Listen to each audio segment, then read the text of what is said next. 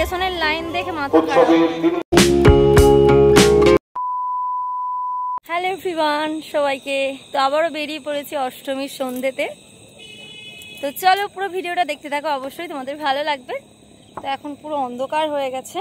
পুজো পুজো পুজো কোথা দিয়ে অষ্টমীর দিন পেরিয়ে সন্ধে হয়ে গেছে। তো অষ্টমীর দিন সকালে আমাদের একদমই কোনো প্ল্যান ছিল না, কোনো প্ল্যান ছাড়াই আমরা বেরিয়ে পড়েছিলাম। আমাদের সোনু যেহেতু অনেকটাই ছোট, তাই দিদি খুব একটা এবারে দুর্গাপুজো ঘুরতে হয়তো পারবে না, তাই ভাবলাম চলো দিদিকে আজকে অষ্টমীর দিন সন্ধ্যেবেলা কোথাও ঘুরিয়ে নিয়ে আসি। এর মাঝে সপ্তমীতে আমাদের একটা প্ল্যান ছিল যে সবাই মিলে একটু গাড়িতে করে ঘুরতে যাব। তো এর মধ্যে আমাদের সোনুর খুবই শরীর খারাপ হয়ে গেছিল, মোটামুটি ওই ডেটটা আমাদেরকে ক্যান্সেল করতে হয়েছিল। যতই বলো পুজোতে ঘুরতে যাব না, কোথাও একদিন না বেরোলে কিন্তু মনটা ভীষণই খারাপ হয়ে যায়। এই সময়টা যেহেতু ওয়েদারটা ভীষণ চেঞ্জ হচ্ছে, তাই সোনুকে আর নিয়ে যাইনি, দিদিকেই নিয়ে গেছিলাম। সকালে তো আমরা অনেকটা দেরি করে বেরিয়েছিলাম, তো তাড়াহুড়োর মধ্যে আমরা বাড়ি চলে এসেছি। তো এসেই তাড়াহুড়ো করে আবার বেরিয়ে পড়েছি, কারণ দিদিকে ঘুরতে নিয়ে যেতে হবে। আমরা প্রায় সন্ধ্যে সন্ধ্যে বেরিয়ে পড়েছিলাম, আর সোনুকে রেখে গিয়েছিলাম ও দাদু ঠাম্মার কাছে। আর সোনুকে যেহেতু বাড়িতে রেখে গেছি, তাই খুব একটা দূরে যাব না, সামনাসামনি ঘুরে বাড়ি চলে আসবো। সন্ধ্যেতে আমরা 4 জন বেরিয়ে পড়েছিলাম। তো ফার্স্টে সবাই ভাবলাম যে চলো ম্যাচগ্রাম থেকেই ঘুরে আসা যাক, কিন্তু এখানে এসে দেখছি ভীষণ ভিড়, কিন্তু প্যান্ডেলটা ভীষণ ভালো হয়েছে।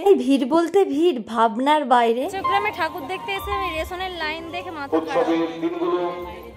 দেখো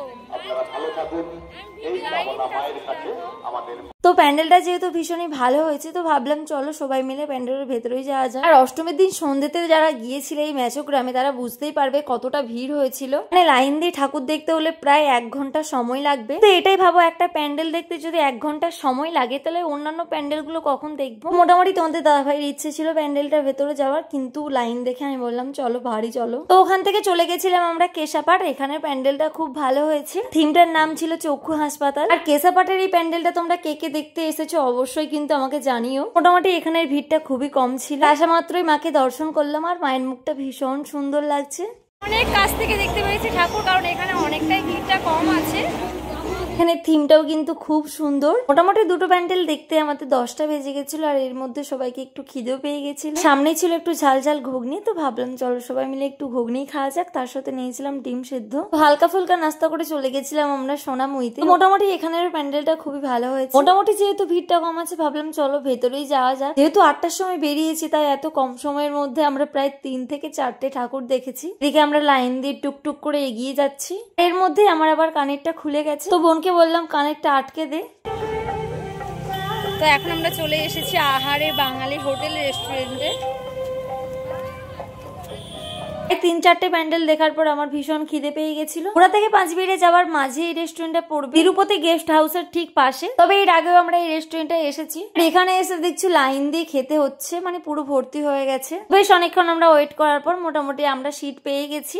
তো মোটামুটি অনেকক্ষণ লাইনে দাঁড়ানোর পর বসেছি, মানে কিছু বলার নেই। এখন লাইন দিয়ে খেতে হচ্ছে রেশন দোকানের মতো। এদিকে দিদি বসেছে। দুর্গাপুজোর সময় সব জায়গাতেই লাইন, যা মাত্রই আমরা মেনু কার্ড নিয়ে বসে গেছি, কে কি খাবো সেটা প্ল্যান করছি। আর আমার তো বিরিয়ানি ছাড়া চলবেই না। আর আমার যেহেতু এখানে বিরিয়ানিটা ট্রাই করা হয়নি, তো ভাবলাম চলো একবার ট্রাই করা যাক কেমন লাগে। যেহেতু বিরিয়ানি নিয়েছি, তাই ওরা নিয়েছিল তন্দুরি রুটি আর চিকেন কষা। আজকে ভাগ্যটা খুবই ভালো ছিল, কারণ অর্ডার করা মাত্রই আমাদের খাবারটা দিয়ে চলে গেছে। তো খাওয়া যাক। তো মোটামুটি অষ্টমীর দিন জমিয়ে খাওয়া দাওয়া করে চললাম বাড়ির উদ্দেশ্যের মতন আসি। আগামীকাল আবার দেখা হচ্ছে অন্য কোনো একটা ভিডিও নিয়ে। বাই।